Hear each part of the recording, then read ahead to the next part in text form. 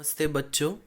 आज हम कक्षा 7 से हिंदी वसंत भाग 2 का अगला पाठ लेकर आए हैं, जिसका नाम है एक तिनका। एक तिनका यह एक कविता है जो कि अयोध्या सिंह उपाध्याय जी ने लिखी हुई है। उन्हें हरिऔध के नाम से भी जाना जाता है। कविता को शुरू करने से पहले हम कवि का जीवन परिचय कर लेते हैं। हिंदी भाषा के महान लेखक और कवि अयोध्या सिंह उपाध्याय यानी हरिऔध जी का जन्म 15 अप्रैल सन 1865 में उत्तर प्रदेश राज्य के आजमगढ़ जिले के निजामाबाद नामक स्थान पर हुआ। ये ब्राह्मण परिवार में पैदा हुए थे, लेकिन बाद में इन्होंने सिख धर्म अपनाकर अपना नाम भोला सिंह रखा। इन्होंने हिंदी साहित्य में अपना अद्भुत योगदान दिया है। वे 2 बार हिंदी साहित्य सम्मेलन के सभापति रह चुके हैं और सम्मेलन में इन्हें विद्यावाचस्पति की उपाधि से सम्मानित किया जा चुका है।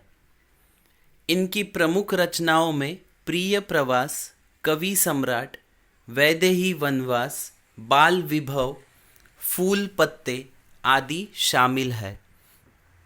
माना जाता है कि सन 1947 में निजामाबाद में ही इन्होंने अपनी अंतिम सांसें ली थी। यह था कवि का जीवन परिचय। कविता को शुरू करते हैं, लेकिन उससे पहले कविता का सारांश पढ़ लेते हैं। कवि ने हमें इस कविता के माध्यम से कौन सी चीज़ें समझाने की कोशिश की है, हम एक बार इस सारांश के रूप में देख लेते हैं।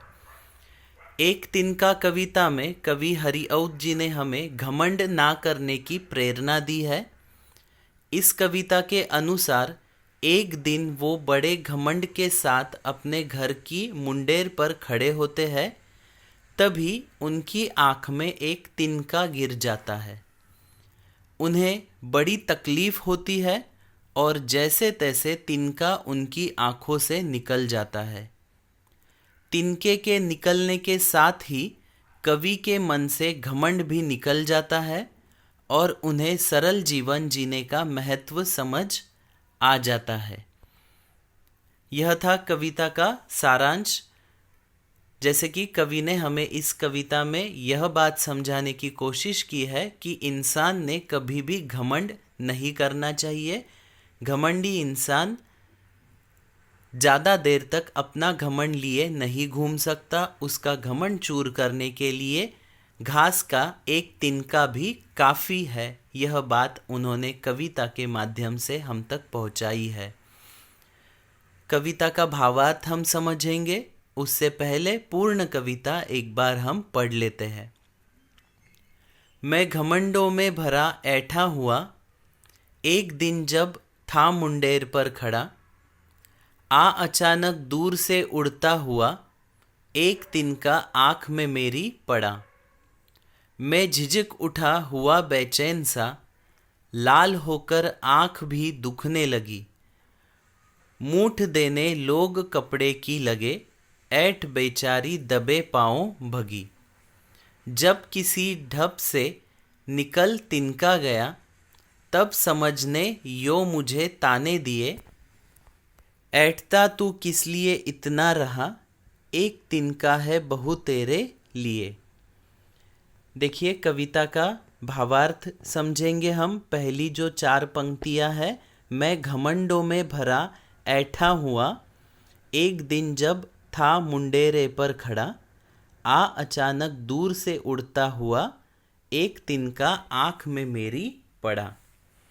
एक तिनका कविता की इन पंक्तियों में कवि हरिऔध अपने घर की मुंडेर पर घमंड में खड़े हैं। तभी अचानक उनकी आँख में कहीं से उड़कर एक तिनका आ गिरता है। आगे देखिए, मैं झिझक उठा हुआ बेचैन सा, लाल होकर आँख भी दुखने लगी।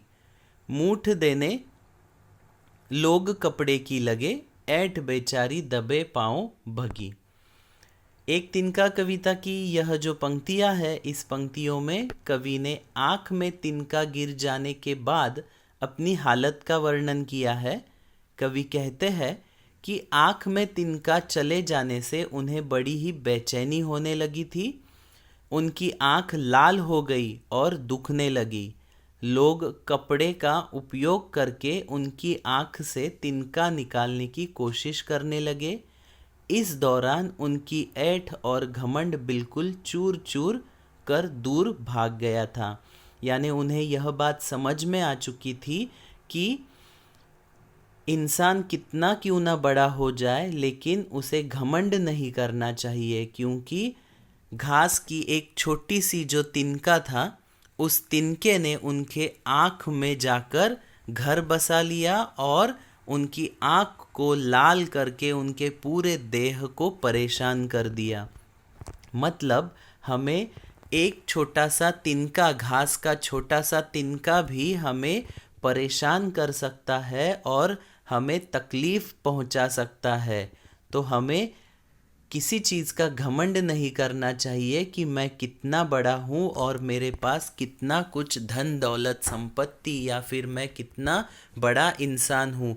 इस बात से कोई फ़र्क नहीं पड़ता, क्योंकि कोई भी छोटी सी छोटी चीज़ भी कितने भी बड़े इंसान को या जीव को नीचे गिराने के लिए काफ़ी होती है।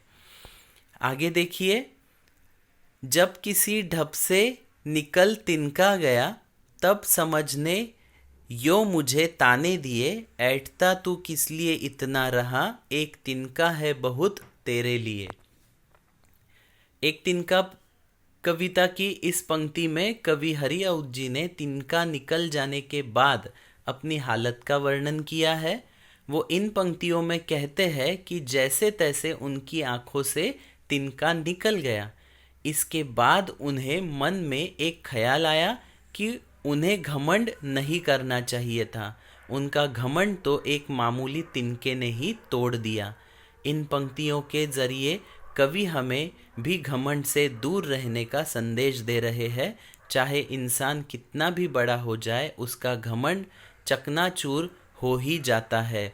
इसके लिए और एक उदाहरण हम अच्छे से जानते हैं कि हाथी अपने आकार से विशाल होता है, बड़ा होता है, लेकिन उसे एक चींटी ज़मीन पर गिरने के लिए मजबूर कर सकती है। अगर चींटी हाथी के कान में जाए और उसे काट ले तो वो हाथी बेचैन हो जाता है और इतनी सी चींटी इतने बड़े हाथी को भी ज़मीन पर गिरने के लिए मजबूर कर सकती है। इसलिए कवि हमें इस कविता के माध्यम से भी यही समझाने की कोशिश कर रहे हैं कि हम कितने क्यों ना बड़े हो जाए, हमें घमंड नहीं करना चाहिए, क्योंकि घमंड चकनाचूर होने के लिए ज़्यादा समय नहीं लगता है। इसलिए हमें घमंड न किए अपना जीवन अच्छी तरह से जीना चाहिए। इस तरह से यह कविता यहाँ पर समाप्त होती है। अगले वीडियो में एक नया पार्ट लेकर मिलेंगे। तब तक के लिए धन्यवाद।